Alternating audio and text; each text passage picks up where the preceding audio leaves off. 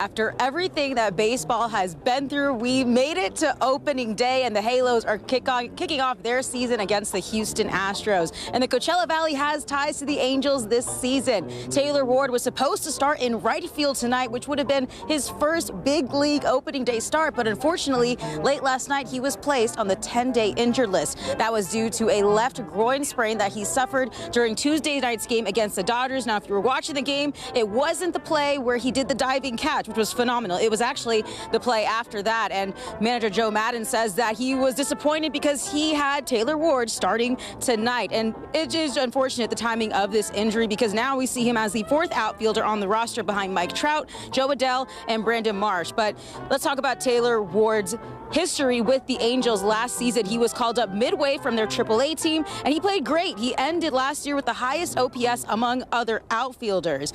And Angels general manager Joe Maddon said that he was reliable and had a great spring training. And ahead of the game tonight, I caught up with the skipper, asked about the likelihood of Taylor Ward's situation and when we could see him back on the field. Right fielder, yeah, he's doing that well. We were looking forward to playing a lot. So again, it's just get it well. He's been waiting for this opportunity. It was right there for him. And he didn't get hurt on the play that he dove after the ball, but then the next play he does feel it just run into the wall. It's really weird, this game. But he'll be back. He'll play a lot. He's going to make his mark this year. People are going to see how good he is. He's that good. And how severe is the injury? Do we see him taking the full 10 days or? Yeah, we have to. I mean, he'll take whatever the minimum requirement is, but I don't think it should go much after that. Hopefully not. But like any injury, I don't put a finish line on it. You just have to. Every human heals differently.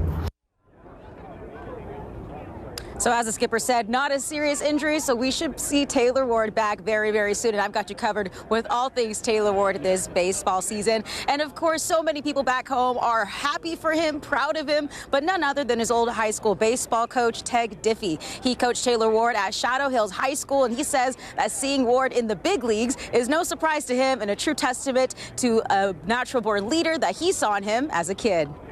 I still remember watching his first times, on his throwdowns. So like, okay, well, there's our catcher.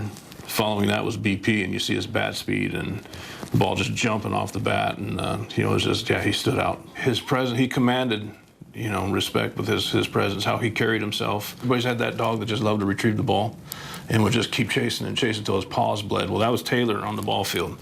He would take BP until his blisters had blisters. The kind of kid he was, when the Angels contacted me and asked, background on him, and that's the analogy I gave. I said, you're getting a baseball kid, from a baseball family, and you're never going to have any trouble with him. He's going to be a good representation of your organization, and right out the chute said he was special.